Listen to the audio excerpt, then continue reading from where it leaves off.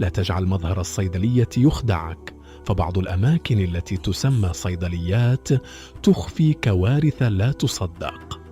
إذا وجدت رفوفا مليئة بالغبار أو علب أدوية باهتة الألوان، فذلك قد يدل على تخزين سيء يجعل الدواء بلا فاعلية.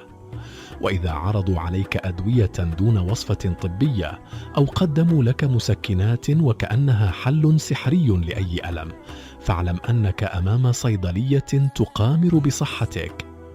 وهناك من يخزن الأدوية بجانب المواد التجميلية أو في أماكن حارة دون أدنى احترام لمعايير الحفاظ على الجودة. والأخطر أن يقنعك أحدهم بشراء دواء يعمل للجميع أو يوصيك بعلاج لا يعرف عنه شيئا فقط لأنه يبيع كثيرا. عندما ترى هذه الإشارات فاغدر المكان بصمت، صحتك أثمن. وفي الأخير أود أن أذكركم بأن قناة سرد تحبكم من الأعماق.